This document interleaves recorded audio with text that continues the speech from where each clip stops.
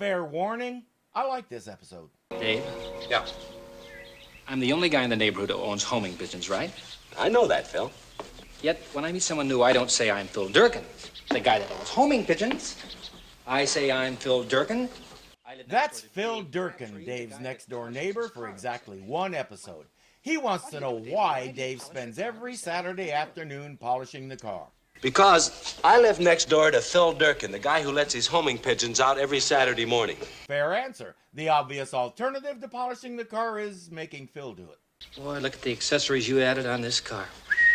Boy, would those car strippers love to get their hands on some of this. Is that like those drive-in strip joints I've heard about during the pandemic? Car strippers. Boy, they swipe radios, fenders, hubcaps. They'll Car swipe anything. strippers? Yeah, there's a whole gang of them. Boy, anyway, that's what Ernie Stewart tells me. Ernie Stewart, the #1 rumor starter in the whole neighborhood. Well, Ernie Stewart says that there's car strippers around here. Yeah, well, what makes him so sure? See for yourself. How's it going, Ern? Sometimes even Ernie is a reliable source of information.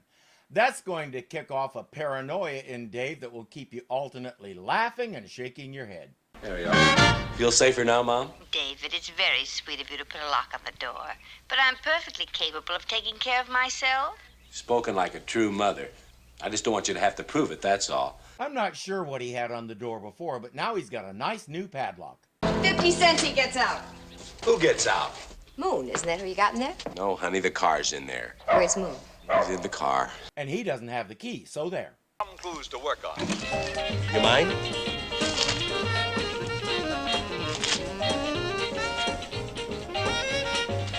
All right, kids. These vandals apparently. I said I want to watch the news. How'd you both like to go upstairs and go to bed right now? We didn't do anything, Dad. And you're not watching it anyway, you're reading the paper, so sit down and read it. Prevent similar thefts. These exclusive pictures show the. Okay, that's it. Both of you are out to bed right now. Go on. What'd they do, Dave? I'm trying to watch the TV news and they keep switching the channels. Go on, both of you. Dave. Now, don't try to stop me this time, honey. I'm going to be firm with them. They didn't switch the channels. Oh, yeah? Well, who did? You did. You're sitting on the remote control unit. That is one powerful remote. Nearly all TV remotes required line of sight. I don't want to know how much extra he paid for one that can transmit through his butt. They just showed pictures on the TV news of cars those guys have stripped. I can't stand the thought of that happening to you, Mom. Yes, well, good night, dear. Good night, Mom. Do cars even sleep? Maybe I ought to sleep in here until he catch those guys. Yeah, that's a wonderful idea. I'm sure Barbara wouldn't mind at all if you slept out here in the garage. As a matter of fact, why don't you get the whole family to sleep out here? Sort of like camping out, He insists on leaving the light on.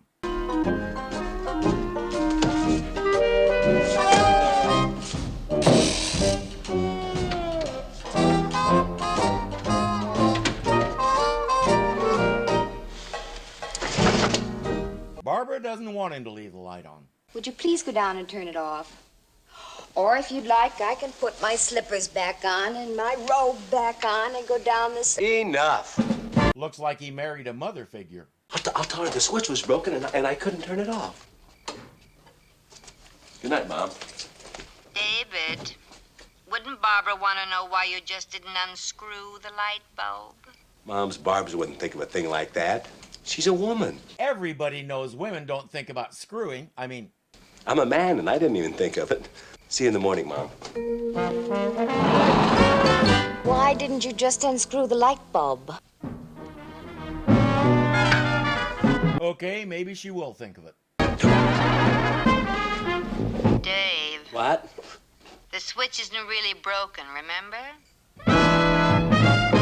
You get the feeling Barbara thinks of a lot more things than he does. His next idea, 2 padlocks. That'll foil them car rustlers. What? I was just thinking. 2 padlocks? Wouldn't 2 padlocks on a garage door attract car strippers? So he takes both locks off. There's just the hasp keeping the door closed. Just a plain old ordinary everyday garage door that's unlocked and just pleading to be opened.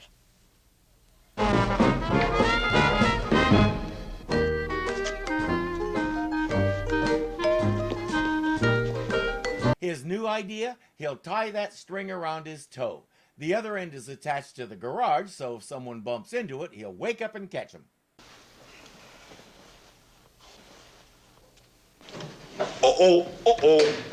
Now what's the matter? Oh, my booby trap's working. Somebody's down there.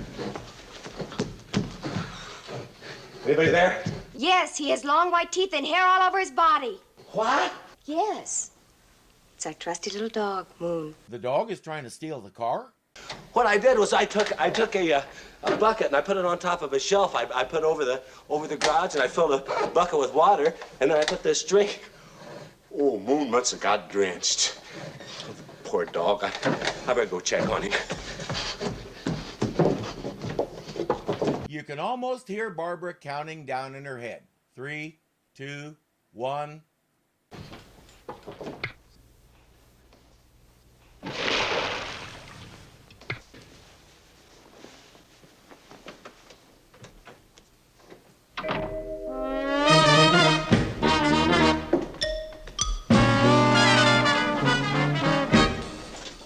This is good stuff.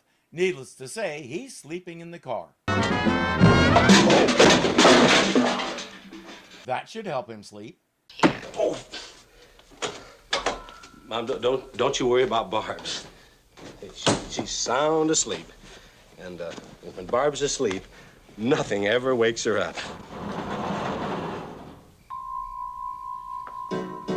The only thing that can wake her up is the sound of her husband repeatedly bashing himself in the head with a rake. You're determined to sleep out here? I have to, Barb's. I just have to. All right. You just do that. You just do that, since we can't make like married people in those stupid twin beds anyway. You think I'm going to let you sleep out here alone, David Crabtree? The back seat of the car, on the other hand...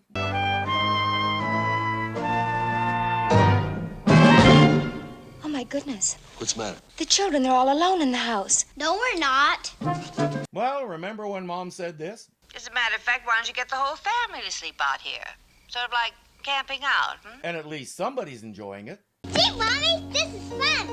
This sure is neat. Wait till I tell Bobby Whipple that we all slept in the garage. Randy, don't you dare. Dave, the lights. Yeah. Now, everybody go to sleep. It's late. Oh, you jerk!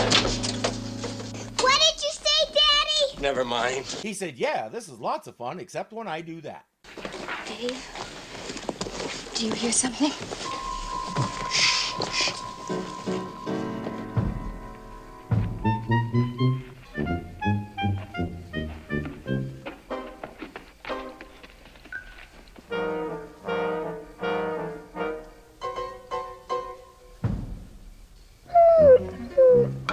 Mom did say the whole family.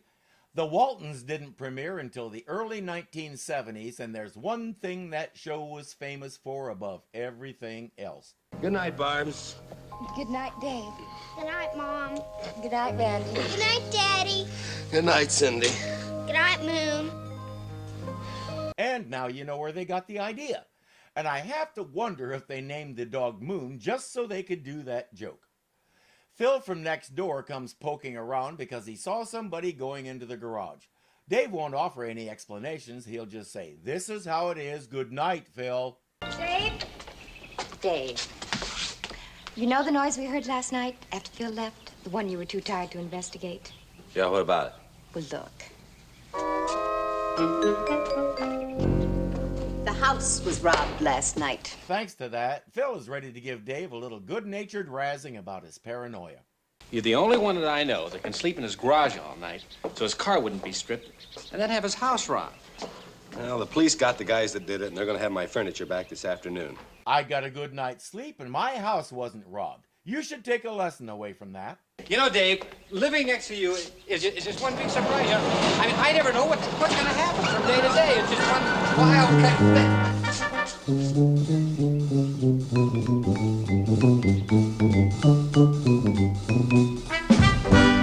The lesson is, if you sleep in your car, the bad guys will strip your neighbor's car instead, right? Phil was played by newcomer Bill Daly. He started out as a jazz musician, but had just begun to try his hand at acting. His first role came less than a year earlier when he did a bit part on Bewitched. Sidney Sheldon was in the process of producing a new sitcom, and after he saw Daly's performance there, he decided to cast him in the new show. That's how he became Roger Healy, the guy who was always angling to get something for himself after he learned his best friend Tony Nelson had a real live walking, talking genie at his disposal. The role established him as a solid acting professional, and the reputation served him well for the rest of his life. This episode was delightful, and it was delightful because it focused on Dave and his family, not on the talking car. Mom was fairly peripheral to the story and only had a few lines. The episode is funny and successful because we did what we need to be doing anytime Jerry Van Dyke is on the screen. Turn him loose and let him do what he does. He will make you laugh. The real question is whether he'll get to keep doing that or if he'll be forced to take a back seat to a talking car. Hey, car, back seat. I didn't even realize I did that.